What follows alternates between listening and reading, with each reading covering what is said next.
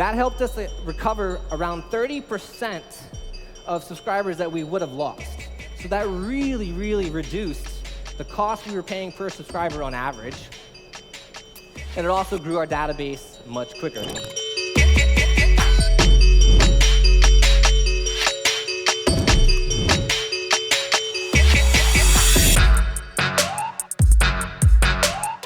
The high volume strategy is you're really targeting a broad audience.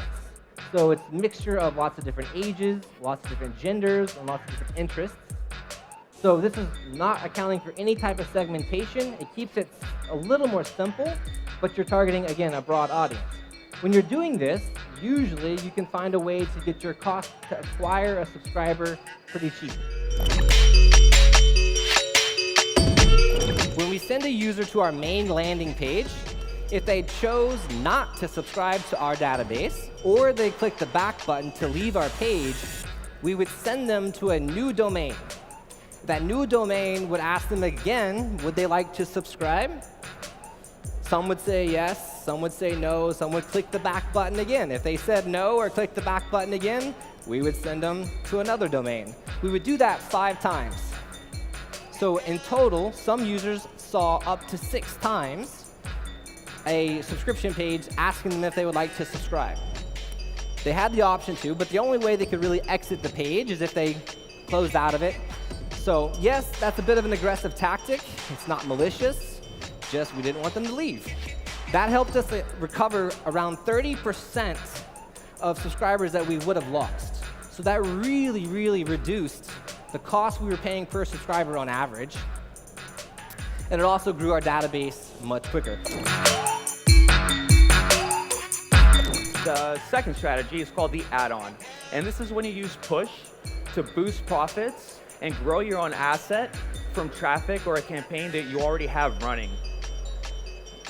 This is perfect if you're already running traffic, preferably on a source that does allow push notifications, such as Google, Facebook, and Instagram, or any native platform like Taboola, Outbrain, MGID. There's a bunch. Also, if you don't really have the most time to invest into growing your own list, into your own, massive database, this is also a good, very good opportunity.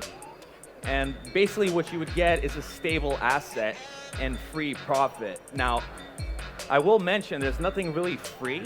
However, if your campaigns already break even or better, you can add this script onto there to start collecting subscribers.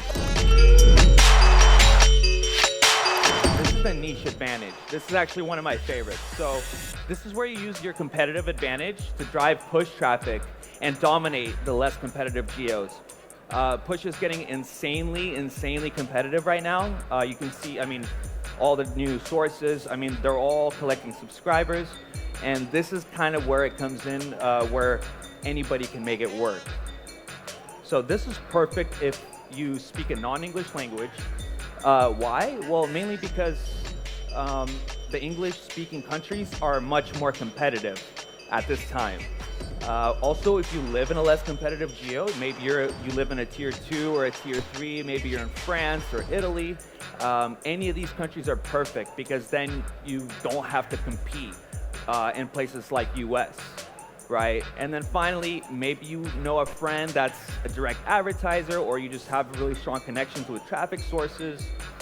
This is very important. It's basically the whole idea of this strategy is figuring out what is your competitive advantage and what you can do to maximize it with push.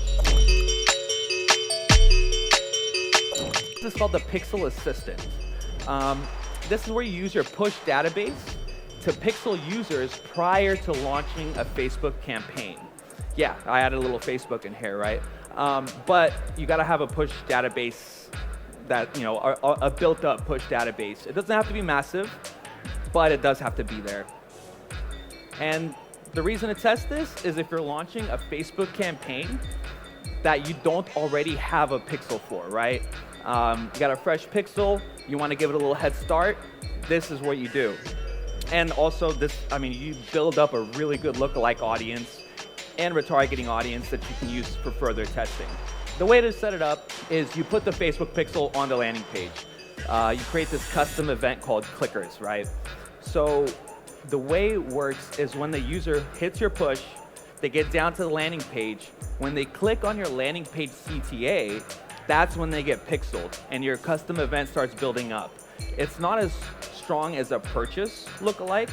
However, it's strong enough if you keep the messaging relevant. If your push notifications, if the messaging is relevant, then this is going to be a very strong audience. 9 times out of 10, for us, it beats out any interest targeting that we may be running on Facebook. So send out the pushes, relevant messaging, and then run it until you have 1,000 events, at least 1,000, right? When you have that, create your lookalike from the clickers event, and then launch your campaign. Like I said, it works fantastic. I highly recommend you guys try it out.